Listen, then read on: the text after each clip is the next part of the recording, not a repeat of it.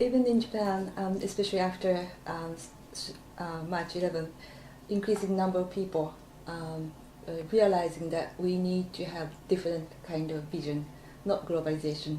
So many people are going back to the country yard to have their own field, and so if somebody or some groups of people in local area or even in Tokyo deciding that they would go for localization, so you have been seeing and encouraging many activities for localization. So what are the roadmaps or the menus for these people, the startup localization? Yeah, well, I really want to urge particularly a two-pronged path, and one of them has to do with taking steps in your own life right now to reconnect to community and to nature. These are things that you can do without money, and even if you have very little time, you can actually gain so much by doing that. So, recently I've met people, who are quite depressed, and we have found that one of the key recipes against that is connecting to other people and connecting to nature. And if you do that as a group effort, you can actually reverse so many of these problems very quickly. And so, for instance, I recommend, say, for a housewife who's alone with a child, to try to find maybe 4 or 5 other women to share things. And that can also liberate them up to maybe do another business on the side or to do an activism together. So this kind of step we can take right away, and that one path towards localizing that can be so strengthened by forming a group can then also lead to really being part of what is already a localization movement, where food is becoming the center. And there are millions of projects now whether it's involving school children to grow some food, whether it's farmers markets, whether it's community supported agriculture. These are a vital, central part of the new world, of the new economy, and you can contribute to that right now. Even if sometimes the food may be a bit more expensive, you can do some volunteering and then you will get some food for free, or there are many, many ways to be part of that. As this movement has grown, there is also local financing that's taking all kinds of shapes, including the shift towards a local stock market that my friend Michael Schumann is working on. We're trying to shift the money away from Wall Street to Main Street. There is local business alliances, like another friend, Judy Wicks, is creating, where local businesses link together, and very much part of educating the consumer, and very much happening with the help of groups of consumers. So these movements are happening, and they're growing, and they are so inspiring. So start taking steps to inform yourself and to join those. But also the other path, which I see as equally important, is to link that knowledge and awareness to spreading information as activism. Right. So this path of information as activism is something that maybe you would only do 1 hour a week, ideally as a group as a group. You might send out emails, but not just once. You try to keep up this flow of information. You try to get people to promise to send on themselves. You try to encourage film showings. There's a plethora of really good films. You try to, maybe if you're a songwriter, you write songs about these issues. Try to communicate a different vision. But very much part of that informationless activism is also to spread the word that tragically our politicians, and I mean almost all of them worldwide, are so locked into an idea of growth which has meant freedom, free trade for giant monopolies. So Obama, as well as the Prime Minister of Japan, as well as Prime Minister of my country in Sweden, they're all supporting the creation of billionaires, wherever they may be, global billionaires, global corporations, through free trade treaties. and that this is having a disastrous effect. That information needs to be got out so that people will very clearly see localization not as some tiny little side issue, but as a way of promoting small scale on a large scale. Yeah. Many small farms can produce much, much more than one giant farm.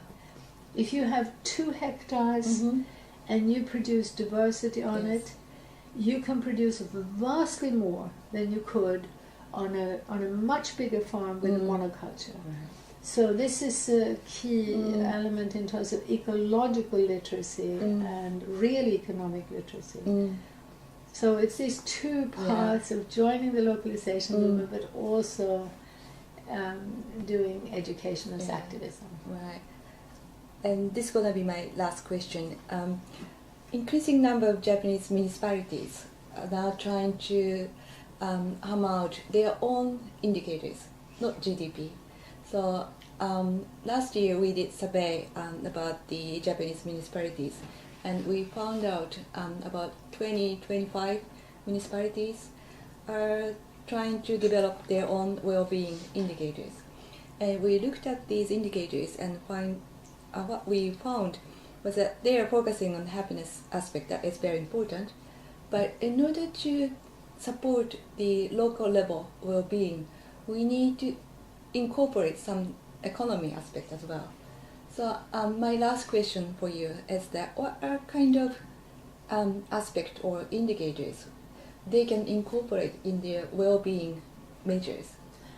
Well, one of the key aspects, unfortunately, has to be the exact opposite of what they're being asked to do in the trade treaties, the TPP and so on, which is that they should be able to favor local procurement. So this is something that the movements have pressured local governments and national governments to do. You know, whether it's the prisons or the government bodies or the schools, that they should source local food, for instance.